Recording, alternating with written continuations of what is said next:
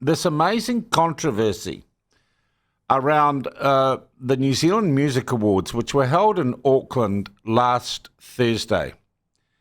And anybody who was anybody in the music industry and a few hangers-on and politicians and people wanting photo ops and a few celebrity sort of people who idolise celebrities were there. And a good night, I'm sure, was had by all. I've been to a couple of music awards in my time.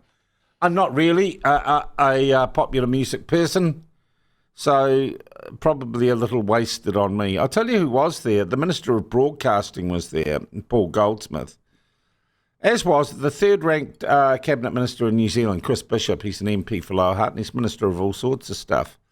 He's right in the inner circle, Chris Bishop.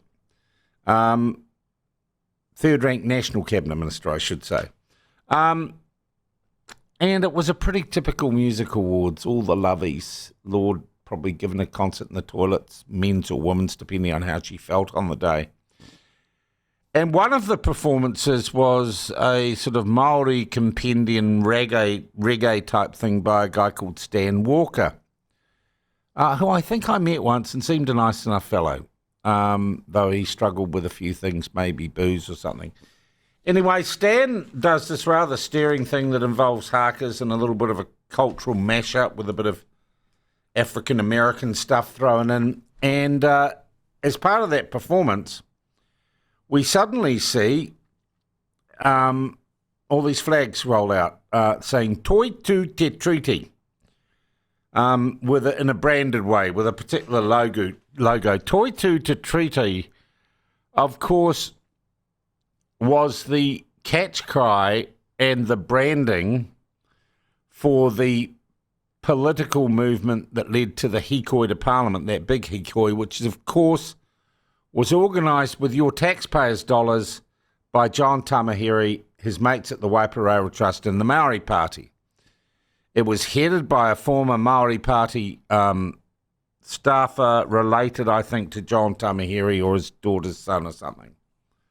And it was a completely political movement, the hikoi. I went down there, I talked to people who went, and most of them didn't have any idea about why they were there, but they'd been manipulated and brainwashed. And Toi Tu Te Treaty and all the clothing that goes with it is a registered trademark of a company associated with a pretty extreme form of separatism in New Zealand, calls for a separate Maori parliament, separate Maori economy, separate the nation, all this. So very extreme, clearly political.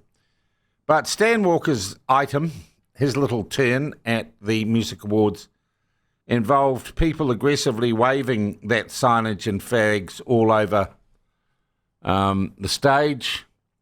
And, of course, the liberal lovies and most musicians, they think they're going to change the world by singing their nice little songs. They were all up going, this is great. The reason I mentioned Paul Goldsmith being there, the Minister of Broadcasting, is that New Zealand On Air funds largely the New Zealand Music Awards, and government departments like Te Mangai Paho also fund it. It's essentially a taxpayers do. So that's why Goldie got an invite, and he took his mate Chris Bishop along with him, and Chris Bishop was wearing a Fair Patrol T-shirt. It was just by the by. And they have to sit there whilst the event that you and I paid for, but they sign off on it, that's meant to be a celebration of New Zealand culture and music, turns into a political rally, a political rally aligned with a particularly aggressive form of treason. And whilst the rest of the mindless, methed up idiots in that hall sit there going, oh, this is cool, baby, yeah, up the revolution. Oh, they're not all methed up. I'm sorry, I take that back.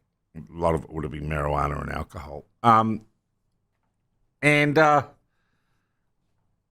Chris Bishop sits there feeling a bit pissed off, and as I would be if I was watching the money that I took off taxpayers being used to say, let's destroy the system that gives us the money that allows us to be artists.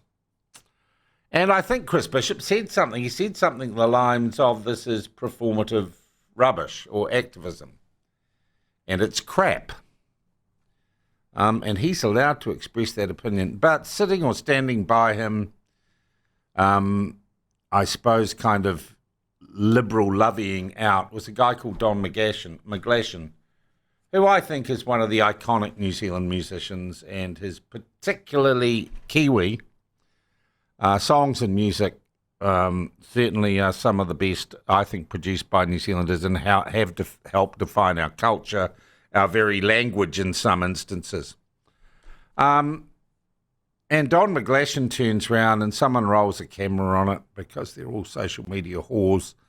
Someone rolls a camera on it, and Don McGlashan puts on his big boy pants and says to the minister, sit down and don't be a dickhead. He says in interviews with liberal media afterwards, I didn't really know who it was. I just thought the guy was being a dickhead. Of course you knew who it was, Don McGlashan. You've been a lefty for ages.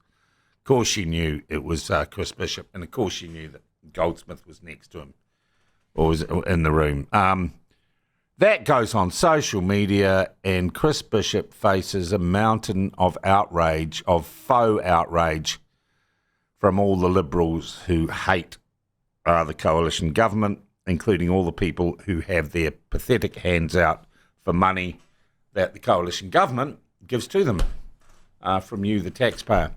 And Chris Bishop turns round, and I think it's important to make the distinction. He doesn't apologise for what he said or for his opinions, but he apologises for saying it out loud. And then there is a storm or a pile-on social media over the weekend. Now, I'm going to stop just here and say, I do realise many of you may not have even heard of this because you live normal lives and you're outside the Beltway and you're getting on with it and you're having a good time, and I don't know, you're going to the movies, taking care of your kids, having a glass of wine, you just don't care. But this was big. This was big over the weekend. So Chris Bishop apologises for saying it out loud. Maybe I should have kept my thoughts to myself.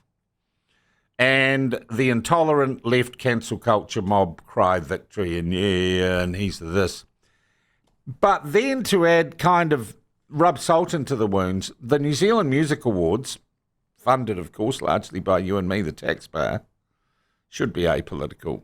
And New Zealand On Air, the woke agency that funds the Music Awards, they come out and put out a joint statement condemning Chris Bishop, saying we're creating a tolerant, safe space at the New Zealand Music Awards, and this wasn't in keeping with that, and we won't tolerate it in future. What a bunch of hypocrites. First up, could I say, the media release had no one's name on it. Because, of course, if you're going to be an a-hole, you don't want to identify that you're the a-hole concerned. We have had absolutely no response to media inquiries to get someone from New Zealand On Air or New Zealand Music Awards on the program today to explain themselves. But it is quite clear this is cancel culture in full swing, because you weren't condemning the intolerance of Don McGlashan. You weren't condemning the personally foul language and aggression that Don McGlashan showed to Chris Bishop. No, you were just kicking Chris Bishop because, of course, you are political. You can't keep your politics and your personal preferences out of your jobs, and then you hide behind anonymity in putting out an outrageous, hypocritical press release condemning a minister for speaking his mind in a private capacity at a public event. I just think it is the perfect storm of what's wrong with this country, is that normal middle New Zealanders have to sit by while their taxpayers' dollars go to fund a bunch of idiotic radicals who wish to destroy this country. And I say good on Chris Bishop for not joining in with the mad mob of liberal lovey musicians. But bad on Chris Bishop for saying he shouldn't have said it out loud. If you people voted for anything last election, it was the right to say it out loud and not live in a society where cancel culture and fascists like Don McGlashan shout people down and use social media to stymie any legitimate political debate in this country. So I don't know that the events reflect well on anyone.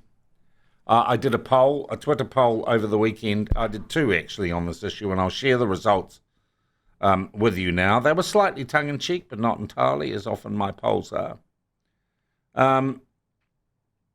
I asked, who is the biggest dickhead?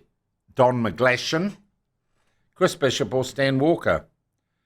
We got 953 votes, not a bad response. 34% say Don McGlashan, just 10% say Chris Bishop, and 56% say Stan Walker. Then I did another one. In fact, there were three.